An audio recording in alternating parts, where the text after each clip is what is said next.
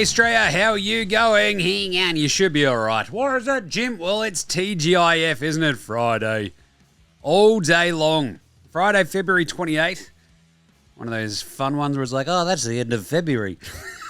You're done.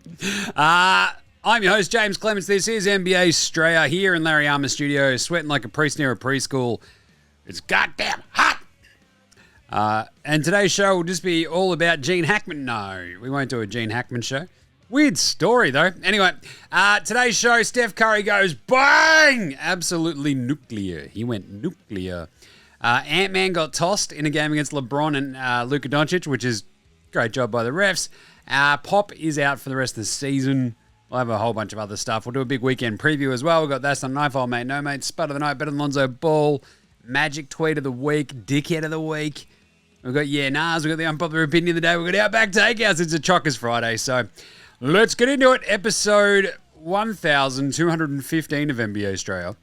Let's go!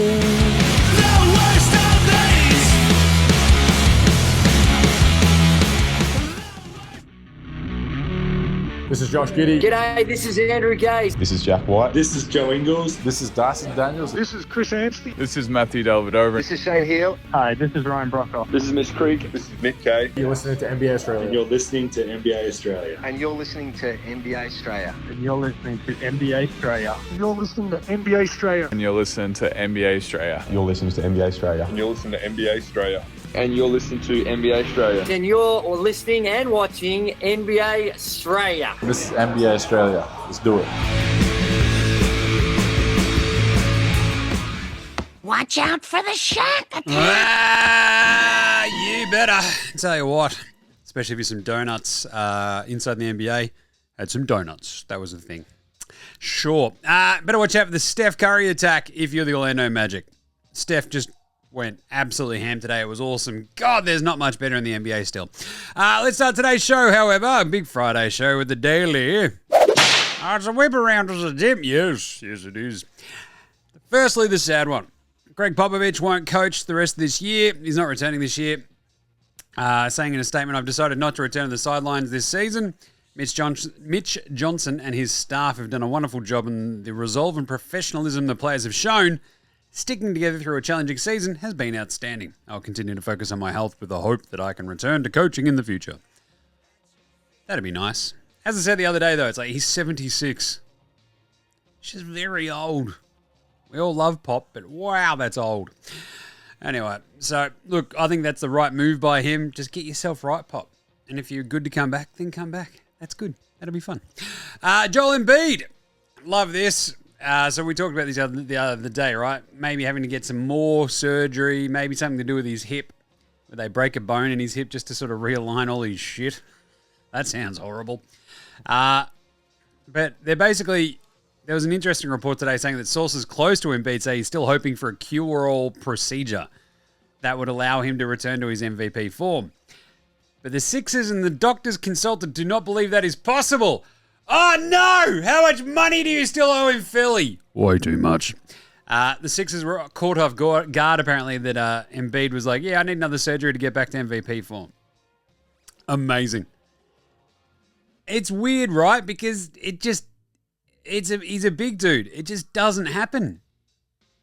Like, the best you can sort of hope for is, like, getting back, basically trying to play pain-free-ish. But I don't know if you're going to be back to, like, top-notch 100% MVP Joel Embiid after this many bloody surgeries. Fingers crossed it is, but geez. Anyway, so everyone seems to be on the same page there in Philly, which is great. Speaking of injuries in Philly, Eric Gordon.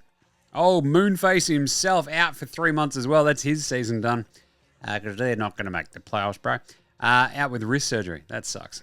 And also, another injury thing that sucks. Ariel Hukporti. Former Melbourne United big man. I went to the NBL game last night. I had a great time. Smashed a million tins. Watched Chris Goulding fucking light it up. God, it was good. What did he hit? 10 threes? Jesus. Steph must have been watching that and got inspired. Anyway, Ariel Hukporti is torn a meniscus. He's out for 4 to 6 weeks at least for the Knickerbockers, which stinks for Ariel. But in good injury news, the other Mitch Robinson looks to be on the mend and should be back in the game tomorrow for the Knickerbockers. That's good. I think that'll help a bit. What do you reckon? Yeah, I reckon so. All right, let's do some game wraps. Game wraps. As always now, very quickly through these games, we have Golden State beating Orlando pretty handily. 121-115.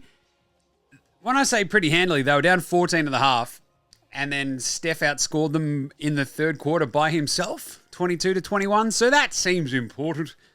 They turned, what was it, like a 30-9 run, I think, that completely just turned it around, gave them like a 10-point lead. You're like, jeez, don't do it to him, Steph. Jimmy Butler had a shocker as well, and they still won this one because Steph was amazing. Jamal Mosley was asked after. It's like, aside from Steph, I mean, what do you reckon you guys did well? He's like, what do you mean aside from Steph? He had 56.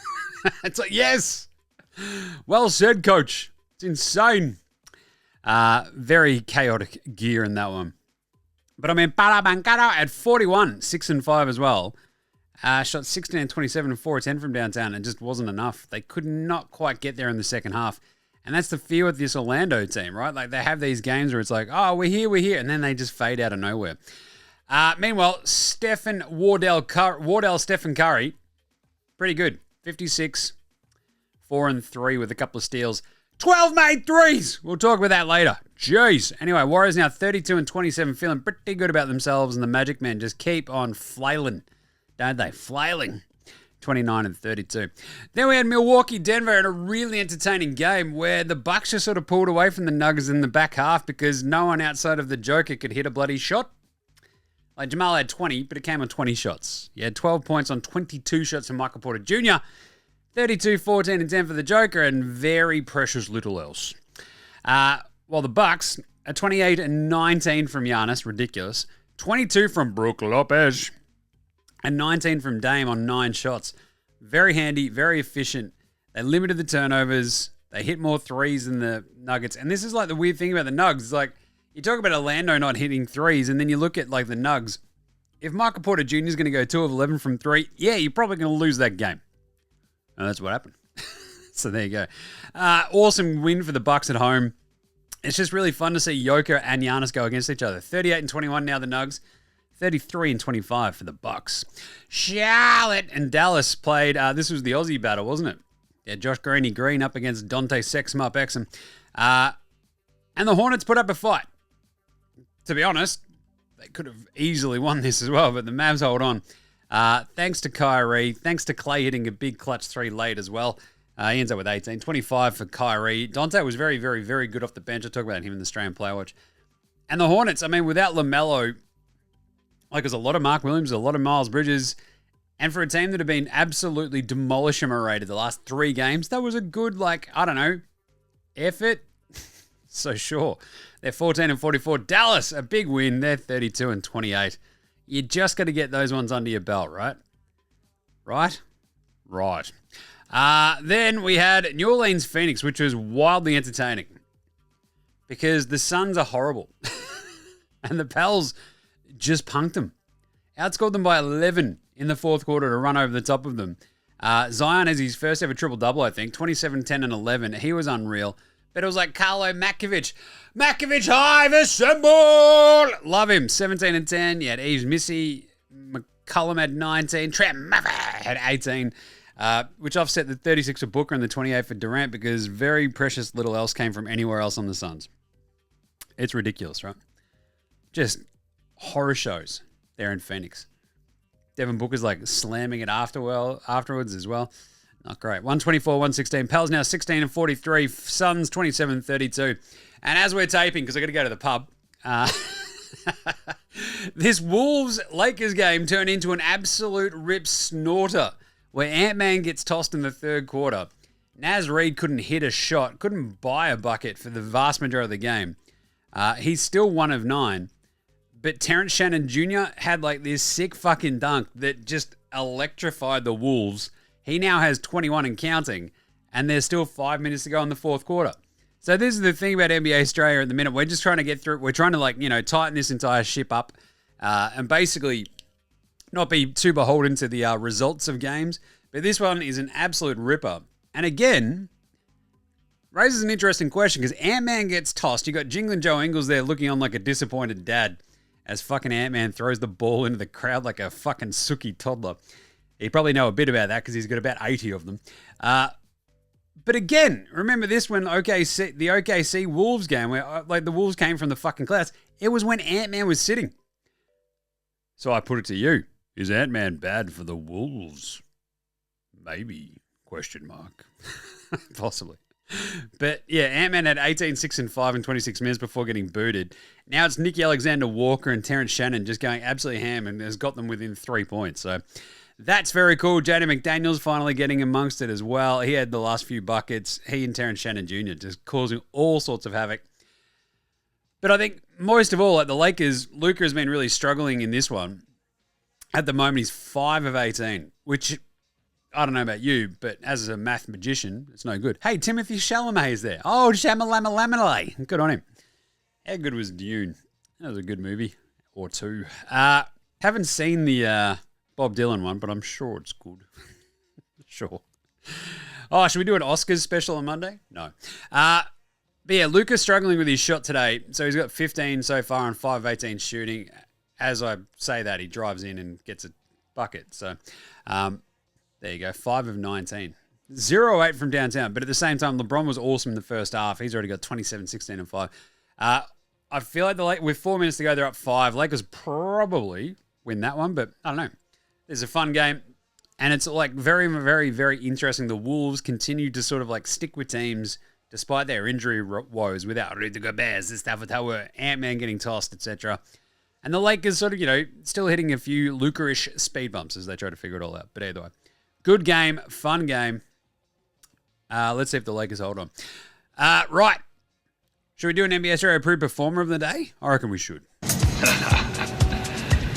not a knife. I'll stop you there. It's bloody Steph Curry. He had 56. It's ridiculous. 16 of 25 from the floor. 12 made threes on 19 attempts. 12 of 12 at the line. As I said, the Magic managed 21 points in the third quarter. Steph had 22. Ridiculous. Amazingly enough, 12 years ago, I think on this very, very day, I was at MSG with my buddy Tom, and we saw Steph Curry drop 54 on the Knicks. He had 54 in that one, 3 steals, hit 11 threes, and it was just going absolutely bananas. And this was like the sort of Steph Curry ascendancy, right? And it was amazing to sort of see that game in person. You're like, holy crap, what is happening? This is unreal. So that was very fun. I think it was at that one with Tom. Might have been the one the year after with Tom. We saw like either Steph or Melo get a triple-double. I might have been at this one by myself in 2013 because I'd been to South by. But either way, incredible gear. Because also, if you've gone and checked out the NBA Straya Never Forget for today on the socials, yeah, great Delhi day for our one true king. Obviously, Giannis with the 28, 19, and 7. He was absolutely fantastic. The triple-double for the Joker in response, but nah. Steph Curry had 56, and there is still nothing more electric in the NBA than Steph on one, right? It's like, oh, God, Steph's on one. And you're like, fucking to the telly, quickly, shit. Like, you don't want to miss it. Like, as soon as I was like looking away, I'm like, hang on a second, what's he, holy shit, he's still going. And it's like, just, you're locked on. The phone goes down. The laptop is just fucking just off to the side. You're like, oh, God, we're fucking riding with Steph here. That's his 14th career 50-point game as well. We'll do a couple more in the stats with the shooters shoot. We'll do a Shane Hill one later on. How about Spud of the night? Spud. It is Spud of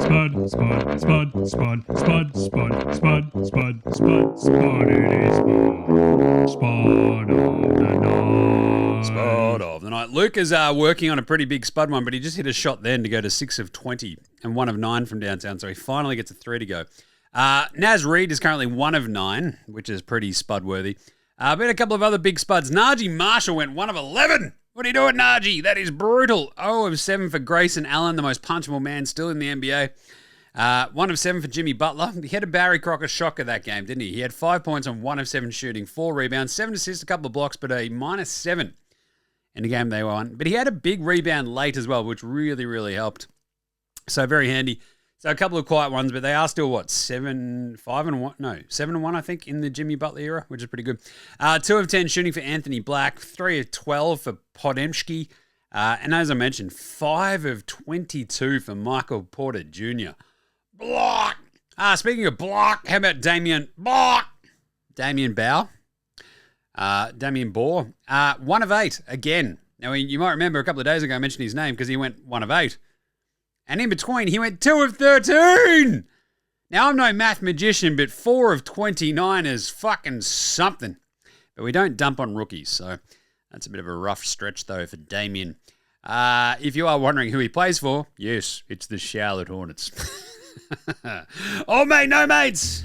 Old mate, no mates. Old mate, no mates. Old mate, no mates. Old mate, no mates. Old mate, no mates. Oh, who's got no mates? Like, God damn, that was an amazing step back 3 from Luka that he finally did hit right over the top of, is that Alexander Walker? God damn. Anyway, old mate, no mates. Nikola Jokic, hello. So today, as I mentioned, he has this insane triple-double, 32, 14 and 10, right? The rest of Denver's starters shot 34% from the floor and managed 54 total points between them. Absolutely brutal. The other one is the Jason Tatum debate that is raging. I want to be the face of the league. It's like, then be interesting and not a fucking dork. And he's like, I can't do that. Coward had a very funny take on that. He's like, just picture Magic Johnson. Just picture Michael Jordan. Just picture LeBron James. Now picture Jason Tatum, and it's like just a fucking blank. It's very funny. Halliburton has already jumped into like Tatum's like defense as well. I think it's unwarranted, like that graphic you saw. He's an elite player in our league. He's the best player on the best team in the NBA, and no one cares about it. It's remarkable. So you can tell me if I should care, Tyrese, but I don't think I will. But yeah, Jokic just.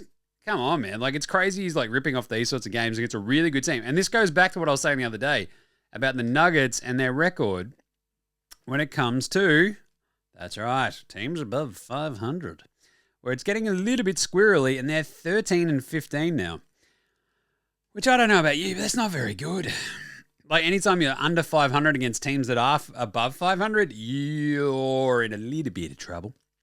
But it was really fun to watch that Milwaukee-Denver game. They were sort of back and forth about these sort of slightly next tier down former champion still contenders in their own minds, right? And you sort of look at the top 3 teams in the NBA, in OKC, Boston and Cleveland, and I don't think they're wildly worried about either the Bucks or the Nuggets, but they still have these flashes where it's like, you should be a little worried.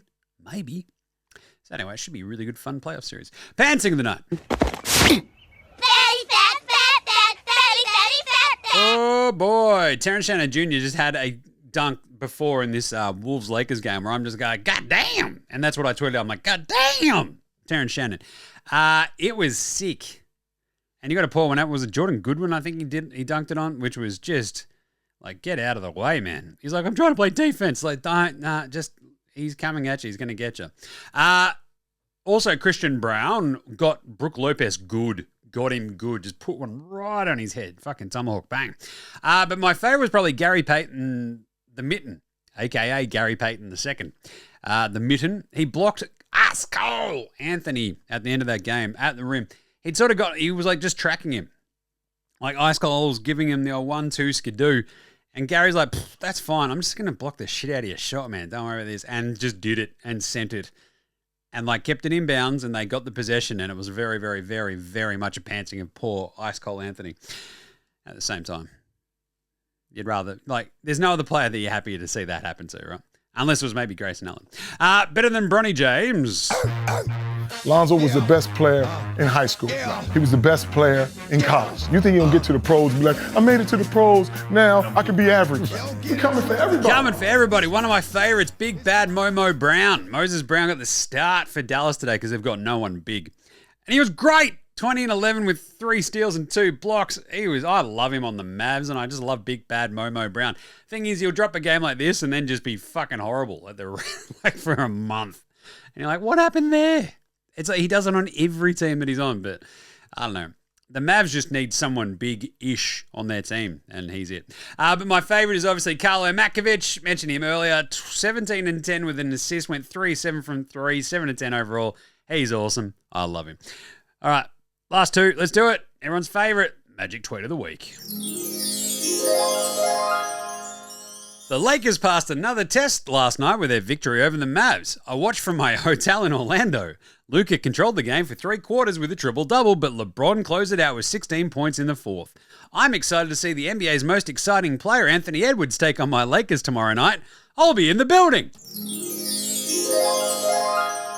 Great job, refs. Not only have you kicked out Ant-Man in like a Thursday night primetime game up against fucking Luka and LeBron, you've disappointed Magic. You need to take a big, long, hard look at yourselves, I'll tell you. And finally, Dickhead of the Week. Dickhead of the Week. This is still Ben Simmons for getting Josh Giddey in the gob. I'm just saying. With the Aussie on Aussie violence, I get it. Footy's a contact sport. Basketball's not meant to be. It's all right if the Aussie boys are going to go at it. But come on, Simo, at least pick him up. You know, you're meant to be kind of mates. It was kind of nice as well. So I didn't even mention this one in yesterday's show. But after the game, Gids did get a signed Clippers Simmons jersey from Ben and was mentioning, like, you know, I went to one of his, like, you know, training camps when I was a kid and I've known him for ages and we've gotten a little bit closer since I've been in the NBA. And I'm kind of like, go away, Josh, get out of there. It's a trap. Oh, God. What are you doing? It's a trap. I also did have the interesting thought that Ben Simmons has hit 5 total threes in his entire career. Yesterday, Josh Giddey hit 4. Just a couple of 6'9" Aussie point guards just having a fucking good old laugh and getting hit in the gob. But there you go. Come on, Simo. You can't be hitting Gids in the face. That's the bloody moneymaker. All right, let's do some Yanas right after this. This is Cam Glidden. This is Anthony Drimmick. This is Mitch McCarron. This is Jason Kadee. This is Daryl McDonald. Hey guys, this is Hugh Greenwood. Yo, what's going on? This is Illy. This is Mark Worthington, or commonly known as Wortho, and you're listening to NBA Straya. You listen to NBA Straya. And you're listening to NBA Straya. And you're listening to NBA And you're listening to NBA Straya. You're listening to NBA Straya. And you're listening to NBA Straya. You're listening to NBA Straya.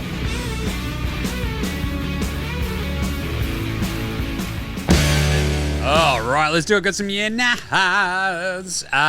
Hey, will we ever see anyone else like Steph again? Yeah, nah. Well, probably yeah. The thing is, it's like maybe to this degree, nah. He's the greatest shooter of all time. Like you're asking basically, are we going to see another greatest shooter of all time? So probably actually nah. But by the same token, it's very hard to predict because if you think he is like the coalescent point of like a very sort of specific set of circumstances that made him the greatest shooter of all time. His dad was already one of the greatest shooters of all time. His brother has that as well, right? So they've got the skill set. It's like almost genetic at that point. But like that sort of growing up around NBA gyms, growing up with a dad who's a fucking gun shooter, it's hard to replicate that, right? But at the same time, because he was so successful, you've seen nothing but like the next generation of kids growing up just fucking idolizing Steph in the way that we all grew up like idolizing like MJ and Kobe and shit. So you have like the approach of like every kid under like what, fucking 20 will be like Steph Curry and just like launching threes. It's what they do. So there will be like probably one or two, and like LaMelo is almost part of this, right? Who will just like be launching a million threes, and probably in the next 20 years we'll probably have another former player's kid who also grew up in that sort of environment, who also can shoot the piss out of it. But it's pretty fucking hard to actually go, we'll see someone like him. I don't think we'll see anyone better than him for a long time. Is he top 10 all time? Yeah, nah. This gets a bit trickier. MJ, LeBron, Kareem, Wilt, Bill Russell, Magic, Bird, Kobe, Shaq, Timmy D. I'm already at 10. Jesus, I haven't even got to the Big O and Jerry West and stuff like that, right? I reckon he's on par with Kobe. So if you've got Kobe in your top 10, I think Steph's top 10. Hey, should Jalen Suggs be the MVP, Jim? Yeah, nah. I mean, he's not going to hit the games threshold, so he can't technically, but he might be the most valuable player of a team. With Suggs, the Magic were 20-15. At the same time, they didn't have fucking Paolo Banchero for like the vast majority of that. Or Franz Wagner, hello. They lose Jalen Suggs. They're now 9-17 without him. That's fucked. And you know that this is one of my big things. Like, I've just been banging on about this for like the last few weeks, just going, he is absolutely everything to that team. And it's shocking how bad they are without him. And also how they just, none of them can shoot. Like, Paolo was incredible today. Franz Wagner missed a 3 at the buzzer. What are you going to do? But yeah, Suggs is wildly important to everything they do. Unpopular opinion of the day. Now look at me, please. Look at me. Look at me. Look at me. Look at me. Look at me. As much as I dunk on the Suns, and it was very funny to dunk on them earlier, like the KD Booker stuff, it's like, yeah, pretty good. But also they just lost to the Pelicans. And also they kind of stink. They've lost 2 games to the Pelicans already this year, the Suns. And the Pelicans are 16-43. So today you don't have, I mean, the fact is like you're starting Bol, right? So you're at the bottom of the barrel, the bottom of the Bol. But Nick Richards, 10-16. You've got KD, you've got Booker, you've got Taz Jones. No Brad Beal today. Ryan Dunn couldn't hit a shot, the rookie. He's got a lot of potential. Grayson Allen couldn't hit a shot. Quite literally, they went 0 of 12 combined. The thing is, like, no Beal today, cool. I mentioned this yesterday. The entire thing is like the divorce is impending for KD and the Suns. Like, we're going to go try to get something for him. It's like, all right. Don't you have to like just, like, you can't trade Beal because he's got his no trade clause. I don't want to trade Booker because he's young and he's good, but he's also just going to get jack of all this fucking losing and like coaching turnover and just like never coalescing and working. Don't you just have to keep fucking trying around KD and Booker and Beal and just go, fuck, what is like, there's got to be a secret sauce here somewhere where it's like we get a rangy-ish kind of big man. It doesn't matter if he's good or fucking bad. He plays this role. We've got these shooters off the bench that can play a little bit of defense. That's the Grayson Allen problem. It's like, great shooter, but he can't play a lick of D. Ryan Dunn is pretty handy as well, but I don't know. What return are you going to get for KD this offseason? Like, it's a sunk cost. You've already got him. Like, I don't know. It's weird. The thing is, I guess if you miss the playoffs, you're like, well, we've fucked it. So here we are. But I don't know. Like, in the back of my head, I'm always kind of like, what do you do? Trade Kevin Durant to Memphis? Get like 1 or 2 picks back or some shit? I don't know. Where's he going to end up? Like, fucking, where else sort of like need, like, would he be in, like, I don't know, Chicago? Would he go to the Pelicans? Would he go to Miami? I don't know. And what do you get back? It's kind of weird. From the Suns, it's like, oh, it's our only last remaining trade chip. It's like, I kind of feel like you're all in, and that was the entire point. Anyway, Outback Takehouse. Let's do it. Oh, yes, I love a Friday Outback. It's Friday at Outback, and you know what that means? Oh, yeah, 4-for-1 TGIF oil drum cans full of icy cold Foster's Lager. That's right, it's Australian for beer. Again, because it's back. And it's pretty bloody good. Ice cold, goes down a treat. I mean, it's not great, but it's also not shit. So, sure. No longer Australian for horse piss, maybe? Like, it's just, it's fine. Whatever. Anyway, today's Flame Grill take is Anthony Davis is out there saying he doesn't believe no one knew about the Luka trade. And I completely agree. I think it was a massive cover-up from Adam Silver and the NBA to get Luka onto the Lakers to set the NBA up for success in the post-LeBron and Steph Curry era. Only at Outback. The more that you sort of sit there and let this sort of like sink in, the whole Luka thing, and Anthony Davis like waving his no trade clause, like it all sort of happening so quickly. Adam Silver saying, yeah, I did, fuck, it came as a surprise to me as well. Oh yeah, did it. Yeah, it must have been a big surprise. And definitely wasn't orchestrated by you at all. That was a good one for the YouTube. Anyway, Australian Player Watch right after this. This is Matthew Delvedova, and you're listening to NBA Straya.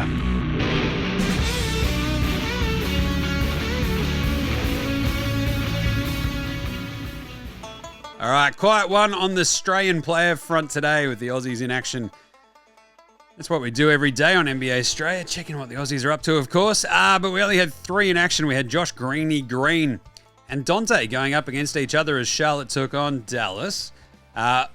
Greeny in that loss to the Mavs. He had 7 points, went 2 of 6 from the floor, 2 of 5 from 3, 2 rebounds, 2 assists as well, 3 fouls. While Dante on the other side came off the bench. He played 25 minutes actually off the bench, which is around his mark for the minute as he's sort of coming back from his injuries. But he was really, really good, was Dante. 12 points, 3 of 4 from the floor, 1 of 1 from downtown, and 5 of 5 at the free throw line, causing all sorts of havoc. I love that. 3 rebounds, 3 assists, 1 block, and a career high 4 steals for Dante Exum, a.k.a. Kangaroo Kobe. You love to see that, don't you? I certainly do. And I reckon you do as well. Then, of course, Jingler Joe Ingles, mentioned earlier in the show, did not play coach's decision in the loss to the Los Angeles Lakers, 102-11, and also looked like a disappointed dad as Anthony Edwards was getting kicked off for throwing the ball into the... after he got booted for his second technical, threw the ball into the stands, and Jingles was just standing there with a look on his face that I've pulled off a million times. It's like the kid just doing something where you're like, oh, come on, man. And there you go. But we do have a big weekend ahead for the Aussies, so we'll wrap it all up on Monday's show on NBA Straya. Your daily NBA one-stop shop. All things NBA every day. Righto, let's do an Andrew Gaze Grey MAMBA Award for Outstanding Achievement in the Field of Excellence and a Shane Hill Shoot Your Shot, Light 'em Up Award combined. Andrew Gaze Grey MAMBA.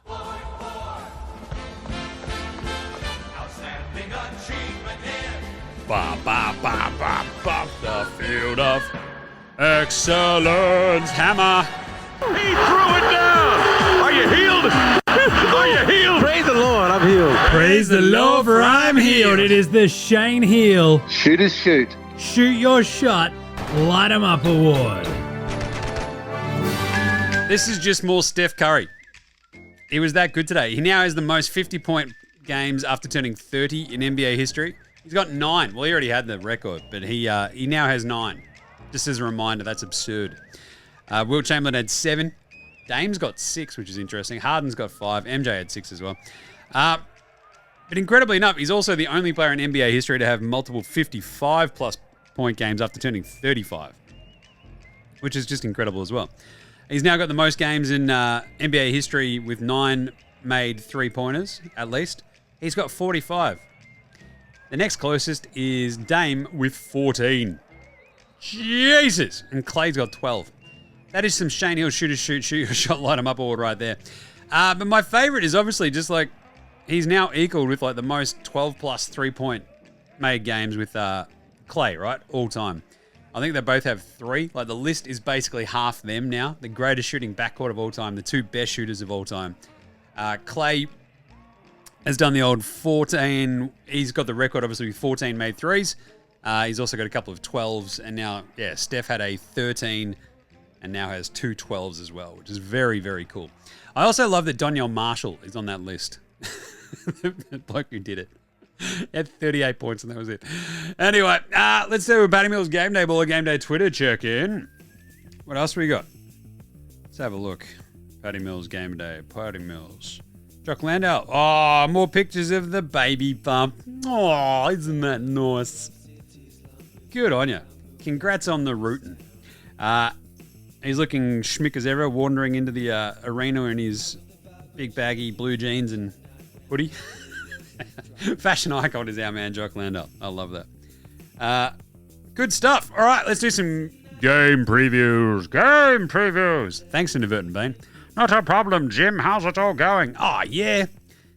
You know how, like, you just, like, work with somebody and they just fucking suck. And you're just like, this dude, he's just a fucking bellend. Like, it's kind of nice when you sort of get out of that vibe as well. You're like, yeah. Love that. Right. We have a lot of awesome games this weekend. And I did write them down somewhere. That might be in the bit where we keep tabs on all of this. But of course, before we get into it, remember, if you have followed and clicked on the link through Dabble, as of next Monday, I will have a brand new setup for you. So don't do anything through it for the minute. Hold on to that for a second. And then if you want to delete the account, whatever, and come back to me on Monday, I'll tee you up. Just saying, all right? Just saying. But I'll give you some more directions on Monday, if that's your thing. We only went 2 of 5 on today's picks as well, which is pretty annoying. But after a couple of days, I think we went, 7 of 7 and then 7 of 9. Not bloody bad. So tomorrow we have a ripper slate. We have Denver at Detroit with the Nuggets on a back-to-back after not looking that crash hot against Milwaukee. They played Detroit. It was no easy beat at the moment. I think Detroit at home probably give them a bit of a run for their money, right? Cade Cunningham up against Jam and Jamal Murray on a back-to-back. I kind of like Detroit, so they're half-point underdogs. I'm going to go Detroit. Hell yeah. Portland go to Brooklyn. Cam Thomas will be back for this one for the Nets, which gives them an interesting bit of extra scoring punch. And Portland on the road, I mean, they got a big win the other day. Well, a solid win against Washington, I guess. I'm going to take Brooklyn plus 2.5. I think they could win that. If not, if they don't win it, I think it's really, really close, is my guess for that Brooklyn team. They're just always kind of trying. And Portland probably without Denny Avdija as well. No Time Lord, I think, for the minute. So let's go the Nets. OKC go to Atlanta. Here we go. The Great Barrier Thief. Can he slow down SGA? Maybe, but I still think that offense and that OKC defense is just too much for Atlanta. We know that, look, because Atlanta's defense is so bad outside of Dyson Daniels, OKC is going to put up points. So we're going to go minus 12.5 for OKC. Cleveland. How good is this game, though? Cleveland, Boston. The Cavs are looking very good. I think this is the game that Boston just goes, hang on, we're better than these guys, aren't we? Check this out. They're minus 2.5 point favorites at home. I'm going to go Boston. I think after a week where it's like the Tatum talk, I think he probably comes out and goes, all right, who's guarding me? DeAndre Hunter. And I think it'll take the Cavs a little bit more time just to really hit their stride with Hana. But I think the Celtics have a good chance of winning this one. You know, if they've got the Zinger, they've got Horford, I think they're all good. As long as Jaylen Brown plays. Toronto at Chicago. I'm going to go the Bulls in this one too. They've had a bunch of rough losses. The Raptors on the road, though, I've talked about it before. They're horrible on the road. So we go the Bulls minus 1.5. We know that they can score a lot. Should be interesting back and forth. Toronto might be a little bit better than them. I might go Toronto plus 1.5, actually, because I think despite their road woes, Chicago's defense is horrible. So we might get the Raptors a win. The Knicks take on Memphis in Memphis. How good is this game as well? We've got a couple of crackers for you Saturday. The Grizzlies are 3.5 point favorites against the Knickerbockers. I'm going to take the Grizz. They're just super solid at the moment. They look really good. They're just beating teams. They have a couple of weird hiccups here and there, but I think at home against the Knicks, they should be fine. Indy go to Miami. Wow. It's like the Paul George, Roy Hibbert versus LeBron and D-Wade years. Remember that? No. Okay. Indy are 3.5 point favorites against the Heat. The Heat are just not that great. I mean, they beat the Sands hell out of the Hawks the other day, but they can't do anything. I think Indy are a little bit better than Miami, so I'll take the Pacers. Then we've got New Orleans at Phoenix Redux. This didn't have odds on it before, or at least a line, so let's have a look and see where it's at now. I'd probably go Phoenix for the second game. I think they're probably just slightly better coached. They're actually really big favorites again. Jeez. Probably means they're not going to play Zion on a back-to-back, so I'll probably go Phoenix. Where is... Yeah, 6.5, the same as it was today. I'll go Phoenix minus 6.5. If Zion plays, maybe go New Orleans plus 6.5 again, but still. Minnesota, Utah as well, with the Wolves having just played. Ant-Man's likely suspended for this game because that was his 16th technical foul. The Jazz, I mean, they're a rough team to sort of ever trust, even as an underdog. Yesterday, I think we took them, and I think they're pretty handy. Like, what is it? They're only plus 3.5. Oof. I'm going to take Minnesota minus 3.5. I think they're still too good even without Ant-Man. We'll see what happens there. That's going to be... Oh, no, Utah's size should be way too good for them, shouldn't it? Yeah. Kessler and co, they're big. The thing is, if Jeremy Clarkson doesn't go 1 of 14, they could probably win again. And then Clippers LA. Twice over this weekend, we get Clippers LA. The Battle of LA, the Lakers versus the Clippers. The Lakers obviously having played today against the Wolves. I think the Clippers getting them tomorrow. They're half-point underdogs, so we'll go the Clippers. Then on Sunday, we've got Washington at Charlotte. Oh, God, this is the toilet bowl. I will go the Wizards. They just have actual players, so I'll take them. Whereas Charlotte's like Miles Bridges. If there's no LaMelo, they're cooked. Detroit then hosts Brooklyn after both teams are playing on Saturday. Detroit having hosted Denver. Brooklyn obviously having hosted Portland. I think Detroit get that win. They're at home. Brooklyn are bad. Sacramento at Houston, a very fun game. You've got Şengün versus the Souvlaki King, Domantas Sabonis. Hell yeah. I'm going to go the Rockets in that one, though.